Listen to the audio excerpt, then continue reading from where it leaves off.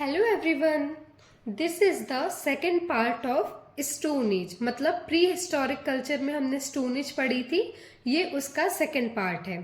First part में हम stone age, Mesolithic culture और पैलियोलिथिक कल्चर को डिस्कस कर चुके हैं। इस वीडियो में हम पढ़ेंगे न्यूलिथिक पीरियड के बारे में, चाल्कोलिथिक पीरियड के बारे में और आयरन एज का थोड़ा सा इंट्रोडक्शन। तो न्यूलिथिक पीरियड से स्टार्ट करते हैं। न्यूलिथिक पीरियड का टाइम पीरियड है 8000 बीसी से 4000 बीसी। जो टर्म न्यूलिथिक है वो भी हमें ग्रीक वर्ड से मिली है, न्यू और लिथिक। न्यू का मतलब होता है न्यू मतलब नया, और लिथिक का मतलब होता है स्टोन। हम पहले भी देख चुके हैं कि लिथिक का मतलब होता है स्टोन या पत्थर। जो टर्म न्यूलिथिक है वो कंबाइनली रिफर करती है न्यू स्टोन एज को। न्यूलिथिक जो टाइम पीरियड है ना, इसको हम न्यूलिथिक रिवॉल्यूशन के नाम से भी बुला सकते हैं, या मतलब न्यूलिथिक रिवॉल्यूशन भी हम इसे कह सकते हैं, क्योंकि न्यूलिथिक पीरियड में बहुत सारे इम्पोर्टेंट चेंजेस हुए। जैसे कि जो ह्यूमन था, जो मैन थे, उनकी सोशल और इकोनॉमिक लाइफ में चेंजेस हुए। क्योंकि अभी हम पिछली वीडियो में डिस्कस कर चुके हैं कि मेसोलिथिक पीरियड के लास्ट तक आते आते यहाँ पे क्रॉप्स होना शुरू, मतलब यहाँ पे इन लोगों ने फूड गैदरर्स से ये एग्रीकल्चर पे थोड़ा ध्यान देने लगे थे, तो इनकी इकोनॉमिक लाइफ में और सोशल लाइफ में बहुत सारे चेंजेस आए थे। न्यूलिथिक पीरियड जो है, उन्होंने एक टर्निंग पॉइंट देखा कि जो पीपल थे वो अभी तक फूड गैदरर्स थे, मतलब जो उनको फ्रूट्स या जो मिलती थी ना चीज़ें, वो उन्हें गैदर करते थे, उठाते थे। अब पीपल यहाँ से फूड प्रोड्यूसर्स भी हो गए थे, मतलब वो खुद एग्रीकल्चर करके अपने लिए खाना या फल सब्जियां उगाने लगे थे। Characteristics of Neolithic period, tools and weapons. देखो, हमने मेसोलिथिक पीरियड में पढ़ा था कि जो माइक्रोलिथ्स है वो मेसोलिथिक पीरियड की मेन कैरेक्टरिस्टिक्स है।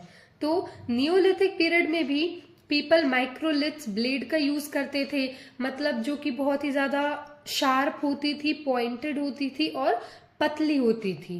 छोटी, पतली और शार्प एंड पॉइंटेड जो रहती थी ना, वो माइक्रोलिथ्स टूल का यूज किया जाता था। और ये जो चीजें हैं ये पॉलिश्ड स्टोन्स से बनाई जाने लगी। हैंडेक्स हमने पढ़ा था। जो फर्स्ट हमें स्टोन एज का जो फर्स्ट हमें टूल मिला है वो हैंडेक्स मिला हुआ है।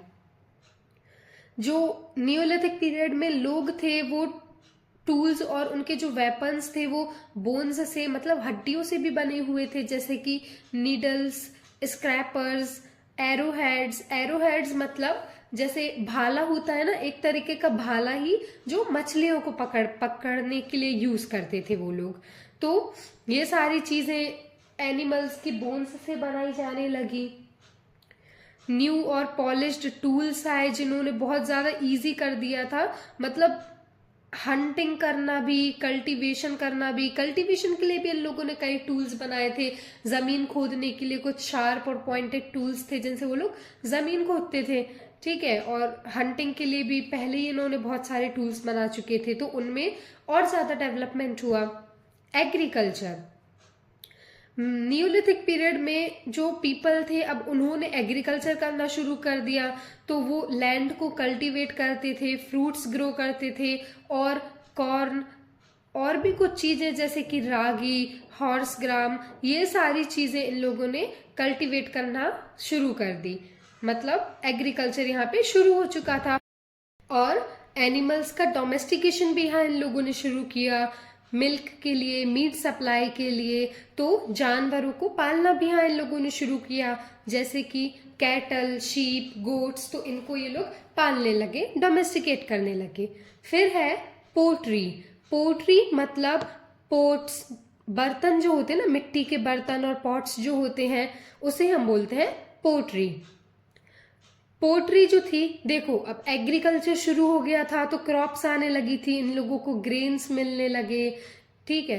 तो अब ग्रेन्स रखने के लिए, उनको स्टोर करने के लिए बर्तन तो चाहिए थे, कुक करने के लिए भी बर्तन चाहिए पड़ते थे, और खाना खाने के लिए भी बर्तन चाहिए पड़ते थे, मतलब हर चीज के लिए।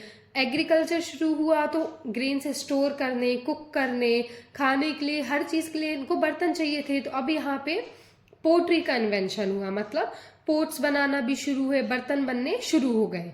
जो पोट्री थी वो हमें आज भी बहुत ही लार्ज स्केल्स पे मिलती है।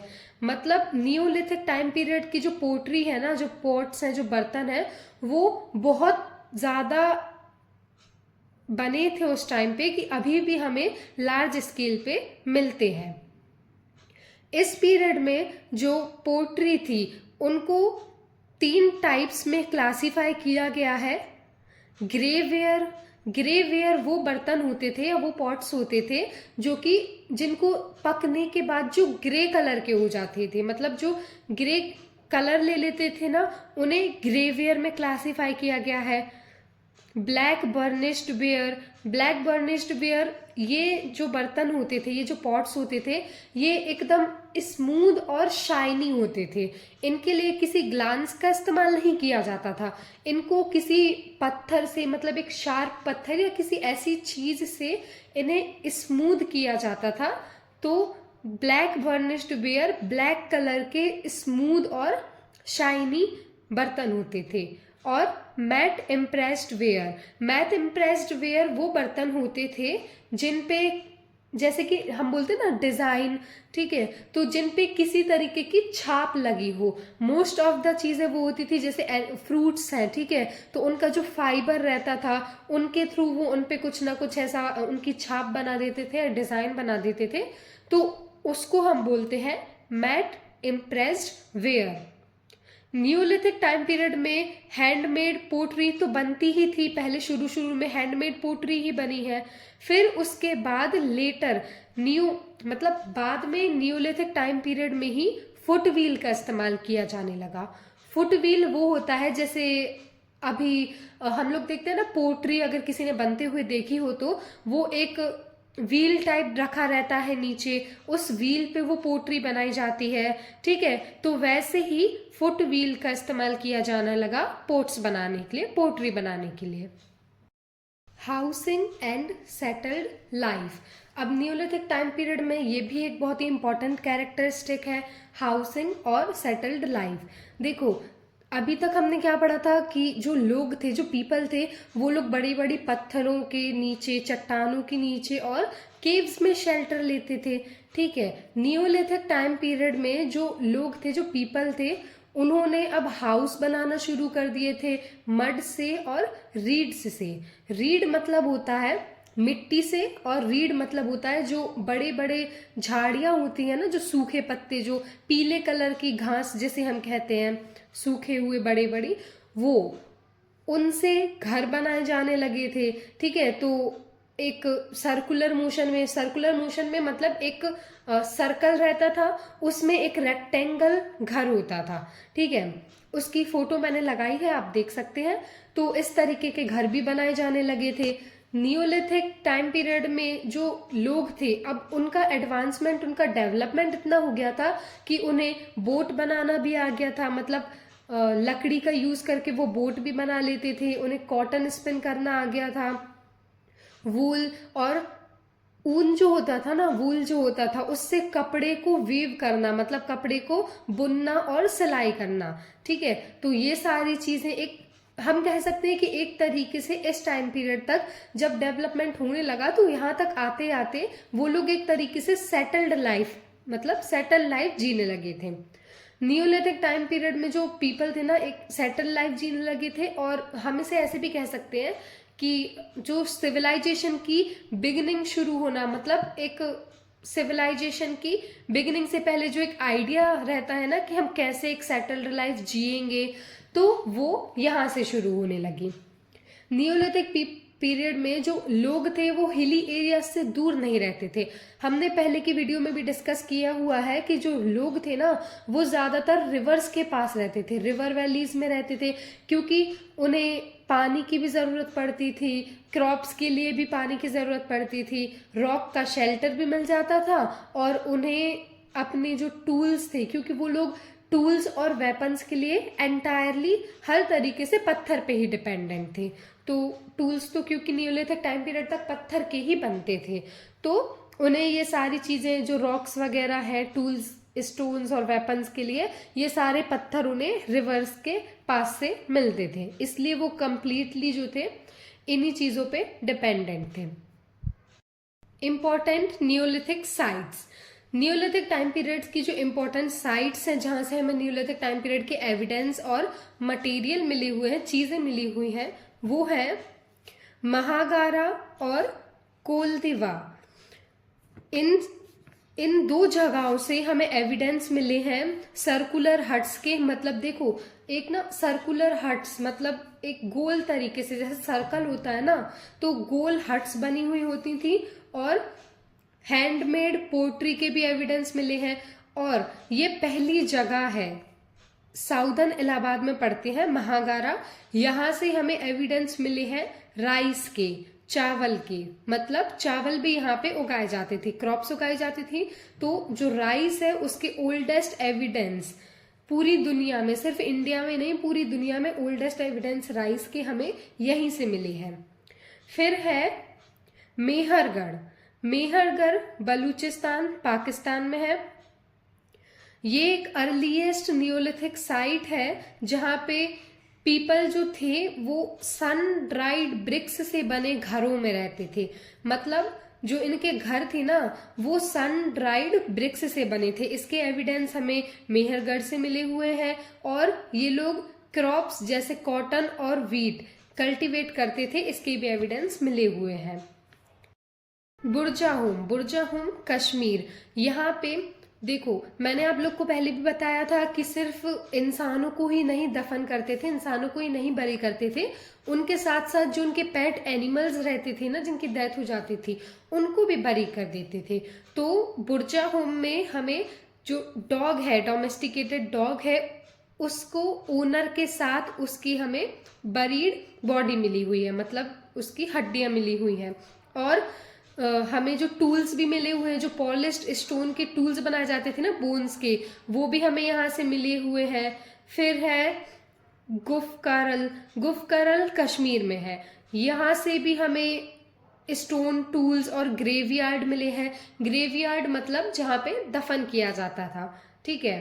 फिर और भी ऐसी कई इंपॉर्टेंट साइट्स हैं जहाँ से हमें नियोलिथिक पीरियड के बारे में बहुत सारी जानकारी मिलती है, तो वो भी हमारे लिए पढ़ना इम्पोर्टेंट है। जैसे कि बेलन वैली, बेलन वैली जो है वो हर फेज के लिए, मतलब तीनों फेज के लिए, पैलोलिथिक, मेसोलिथिक और नियोलिथिक, मतलब पूरा स्टोन एज के लिए बेलन वैली एक बहुत ही इंपॉर्टेंट साइट है, क्योंकि यहाँ पे सीक्वेंस में पैलोलिथिक, मेसोलिथिक और नियोलिथिक तीनों के ही एविडेंस या जो हम कह सकते हैं टूल्स और मटेरियल मिले हुए हैं। बेलन वैली लोकेटेड है विंध्या रेंजेस है और नर्मदा रेंजेस, मतलब north of Vindhya ranges and middle of Narmada valley. Chalcolithic period का टाइम पीरियड है 4000 BC से 1500 BC। चालकोलिथिक एज मार्क्ड है इमरजेंस के लिए। इस एज में यूज ऑफ मेटल शुरू हुआ था, मतलब मेटल का उपयोग करना इन्होंने शुरू कर दिया था स्टोन टूल्स के साथ साथ, जिससे इनके जो टूल्स थे ना वो बहुत ही ज़्यादा अच्छे और डेवलप्ड हो गए, ठीक है। तो मेजरली ये मेटल के धातु का यूज करने के लिए ही ये एज मार्क्ड है। जो फर्स्ट मेटल, जो पहला धातु यूज हुआ था वो था कॉपर, ठीक है, इसलिए इस एज को हम कॉपर और ब्रॉन्ज एज भी कहते हैं। चालकोलिथिक पीरियड जो है वो माना जाता है कि pre Harappan phrase, pre Harappan phrase भी हम इस पीरियड को कह सकते हैं। और कंट्री में कुछ कई ऐसी भी जगहें हैं, कई ऐसे भी कुछ पार्ट्स हैं कंट्री के जहाँ पे ब्रॉन्ज हड़प्पन कल्चर भी इसे बोला जाता है। देखो हम जानते हैं कि हड़प्पन कल्चर को 3 फेजेस में डिवाइड किया गया था, pre Harappan culture, mature Harappan culture और लेट हड़प्पन कल्चर।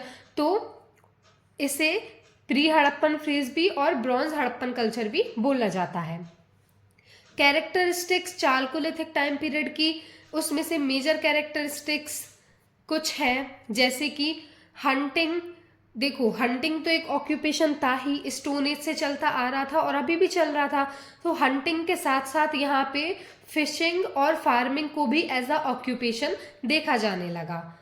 एनिमल्स, कुछ एनिमल्स जैसे कि शीप हो गई, बफेलो, गोट, कैटल और पिग, इनको एज अ फूड, मतलब इनको खाने लगे, इनको एज अ फूड लोगों को सर्व करने लगे, या फिर हम कह सकते हैं कि इनका मीट बेचा जाने लगा लोगों को।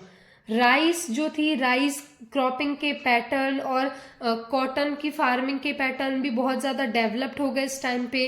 ठीक है, फिर उसके बाद जो मेन क्रॉप्स थी जो उगाई जाती थी वो थी बार्ली, वीट मतलब गेहूं, बाजरा, ज्वार, रागी, लिंटाइल, मिलेट्स, ग्रीन पी मतलब मटर, ग्रीन और ब्लैक ग्राम जो हरी और काली दाल होती है ना वो। जो हाउस थे या जो घर थे वो मोस्टली रेक्टेंगुलर शेप के थे और उनमें सिर्फ एक ही कमरा होता था। इन लोगों के जो घर थे वो मिट्टी से और काउडंक मतलब गोबर से, तो मिट्टी और गोबर के मिश्रण से इनके घर बनाए जाते थे। ब्लैक और रेड कलर की पोट्री थी।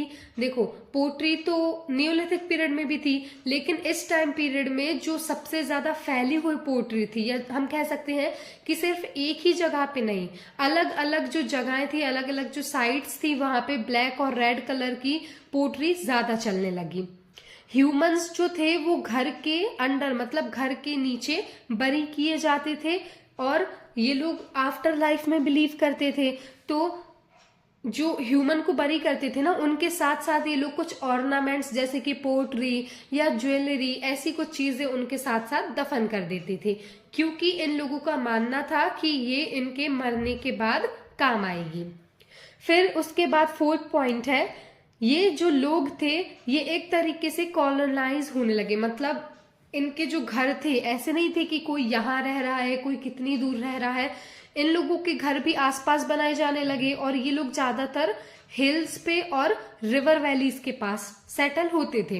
इसका रीजन हम जानते ही है, क्योंकि वहां पे स्टोन्स इजीली मिल जाते थे और वो फिशिंग के लिए भी बहुत अच्छी जगह होती थी। Important Chalcolithic sites, Chalcolithic period की जो इम्पॉर्टेंट साइट्स है जैसे आहर, आहर जो कि बानस वैली साउथ ईस्टर्न राजस्थान में लोकेटेड है।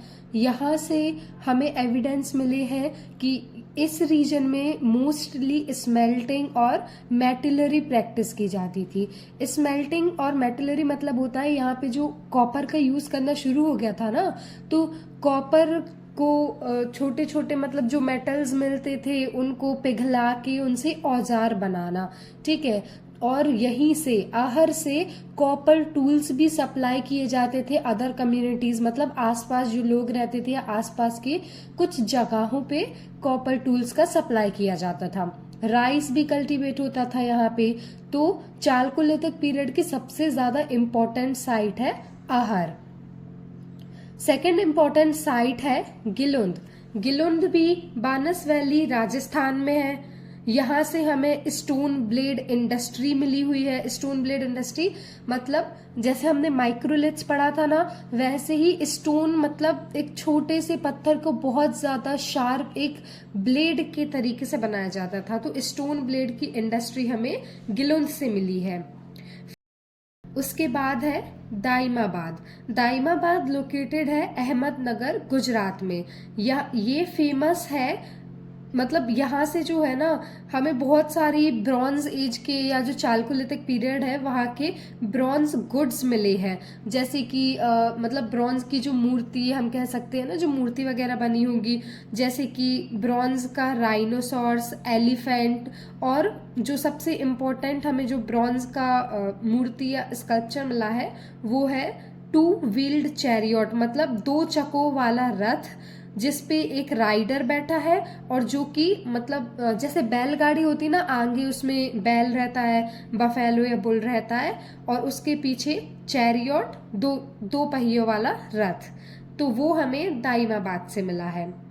फिर उसके बाद है मालवा। मालवा मध्य प्रदेश में लोकेटेड है।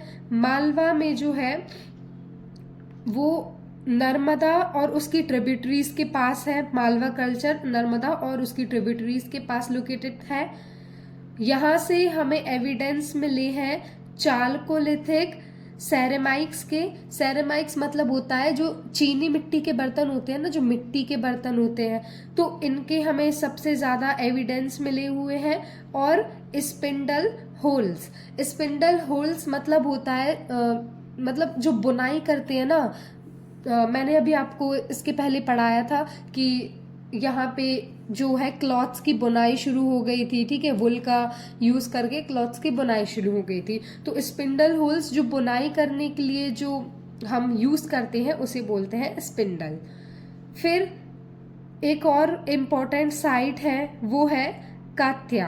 कात्या भी मध्य प्रदेश में लोकेटेड है। कात्या जो है वो चंबल रिवर के पास में है, ठीक है, और चंबल रिवर और उसके आसपास की जगहों पे यहाँ पे जो सबसे ज्यादा एविडेंस मिले हैं वो मिले हैं घर के। और जो घर रहते थे ना वो इतने, मतलब उनको बताया गया है कि जो घर मिले हैं वो इतने ज्यादा वेल फर्निश्ड थे कि वहाँ पे जमीन पे भी जो मिट्टी का प्लास्टर होता था ना, तो जमीन पे भी मड का प्लास्टर मिला हुआ है। और यहाँ पे हमें प्री हड़प्पन एलिमेंट्स जैसे कि पोट्री, मतलब जो प्री हड़प्पन, मैच्योर हड़प्पन और लेट हड़प्पन, इन 3 पीरियड में हड़प्पन सिविलाइजेशन को डिवाइड किया गया था। तो जो प्री हड़प्पन फेज है उसकी हमें पोट्री, कॉपर ऑब्जेक्ट, ये सारी चीजें हमें कात्या से मिली है। ये 5 जो है वो मेजर साइट्स हैं जहां से हमें चालकोलिथिक पीरियड के बारे में बहुत सारी इंफॉर्मेशन और एविडेंसेस मिले हैं।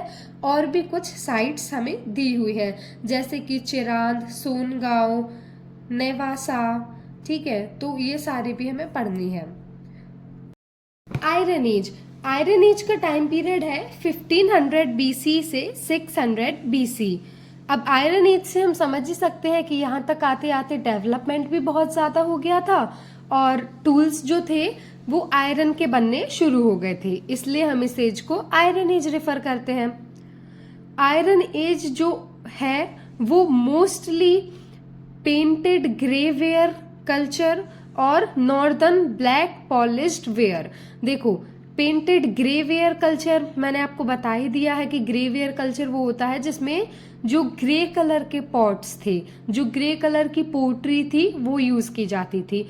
और ब्लैक पॉलिश्ड वेयर मतलब ब्लैक कलर की पोट्री जो थी वो यूज की जाती थी, लेकिन वो पॉलिश्ड होती थी।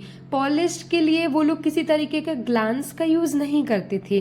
पॉलिश वो उन्हें किसी धारदार, मतलब किसी शार्प चीज से ही उसे स्मूथ करके इतना स्मूथ करते थे कि वो पॉलिश्ड लगती थी।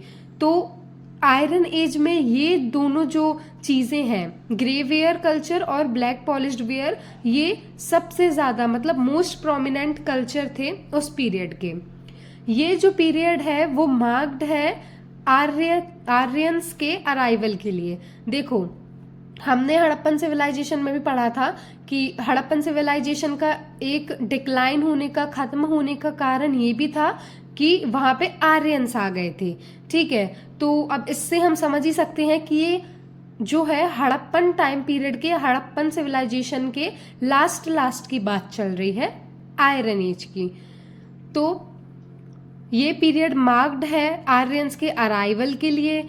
और इस पीरियड में जो थे वो जनपद का राइज हुआ, 16 महाजनपदों का राइज हुआ। ये जो थे महाजनपद, ये मेजरली 16 किंगडम्स थे एंशियंट इंडिया में। और ये बहुत बड़े बड़े किंगडम्स थे, मतलब छोटे नहीं थे। जो छोटे स्टेट्स या किंगडम्स होते थे उन्हें हम जनपद बोलते थे, और जो बड़े बड़े स्टेट्स और किंगडम्स थे ना, जो बहुत ज्यादा मतलब स्ट्रॉन्ग किंगडम्स थे, उन्हें हम महाजनपद बोलते थे।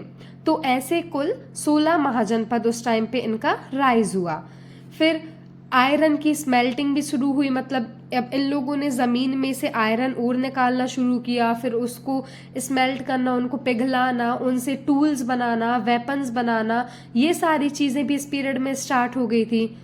ये जो पीरियड है, ये जो यहाँ से सिविलाइजेशन का शुरू होना, मतलब एक हम कह सकते हैं कि वेल सेटल्ड। देखो, वेल सेटल्ड सिविलाइजेशन तो हम हड़प्पन सिविलाइजेशन को भी बोलते हैं, वो फर्स्ट सिविलाइजेशन है और वो इतनी ज़्यादा वेल डेवलप्ड और वेल सेटल्ड सिविलाइजेशन थी। तो अब उसके बाद की सिविलाइजेशन, मतलब हड़प्पन सिविलाइजेशन के एंड में, तो यहाँ तक तो डेवलपमेंट कितना ही ज़्यादा हो गया होगा। तो हम कह सकते हैं कि यहाँ से स्टेट का इमरजेंस हुआ, मतलब स्टेट्स भी बनने शुरू हो गए।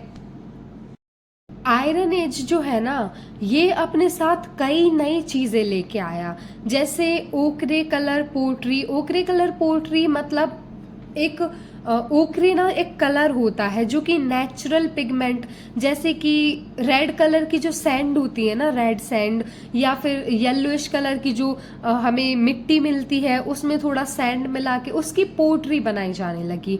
और आयरन एज में ही स्टैच्यूज जो थे, मतलब प्रतिमाएं जो बनना शुरू हुई थी, उनकी वर्शिप, उनका पूजा पाठ भी शुरू कर दिया गया। ठीक है, मूर्ति पूजन जिसे हम कहते हैं, मूर्ति पूजन भी आयरन एज से ही शुरू हो गया था। फिर अब इस पीरियड में वाइट पेंटिंग, जो वाइट पेंटिंग अभी हम देखते हैं ना, मतलब घरों पे कुछ नहीं, ज्यादा से ज्यादा जो मिट्टी के घर होते थे ना, उन पे वाइट कलर का पेंट कर दिया जाता था, जिसे हम बोलते हैं आहर बानस। आहर बानस ये भी इसी पीरियड में शुरू हुआ, वाइट पेंटिंग। उसके बाद जो यूज ऑफ सेरेमिक है, सेरेमिक मतलब मिट्टी चीनी, मिट्टी चीनी के बर्तन बनाए जाते हैं ना। आज भी हम देखते हैं कि जो हमारे किचन में मोस्ट ऑफ द क्रॉकरी होती है, जो वाइट कलर की प्लेट्स या जो कप्स होते हैं, वो मिट्टी चीनी के बने हुए होते हैं। तो ये मिट्टी चीनी के या सेरेमिक के पॉट्स बनाना भी इसी पीरियड से शुरू किया गया।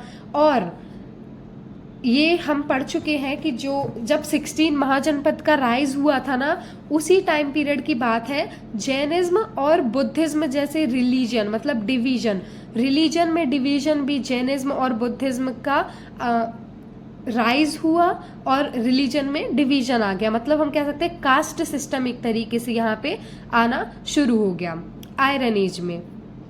इंडस वैली सिविलाइजेशन जो थी वो गंगा नदी के बैंक पे, मतलब गंगा नदी के पास सेटल्ड थी। तो इंडस वैली सिविलाइजेशन के बाद जो फर्स्ट सिविलाइजेशन वहां पे दोबारा सेटल हुई वो थी महाजनपदास। ठीक है, महाजनपदास भी गंगा रिवर के बैंक पे ही बसी। फिर उसके बाद ये पीरियड हमें बताया गया है कि इसका एंड कैसे हुआ। तो जैसे हमने इंडस वैली सिविलाइजेशन का देखा था कि वो period due to the adopt of Aryans, मतलब आर्यंस के आने से खत्म हुआ। ये पीरियड खत्म हुआ था मौर्य एम्पायर के राइज से। मौर्य जैसे ही आए, उन्होंने अटैक करना शुरू किया, उन्होंने अपना एम्पायर फैलाना शुरू किया। तो ये पीरियड वहां पे हमें इसका एंड बताया हुआ है। कुछ इंपॉर्टेंट साइट्स आर्यन एज की वो है मल्हार, दादूपुर, राजानाला का टीला, कोसंबी, झांसी, इलाहाबाद। ठीक है, तो ये कुछ आयरन एज की इंपॉर्टेंट साइट्स हमें बताई गई हैं। चालकोलिथिक पीरियड और आयरन एज, ये हमने अभी सिर्फ इनका इंट्रोडक्शन देखा है, इनकी डिटेल्ड वीडियो जल्दी ही आ जाएगी। If you like the video, please like, share and subscribe the channel.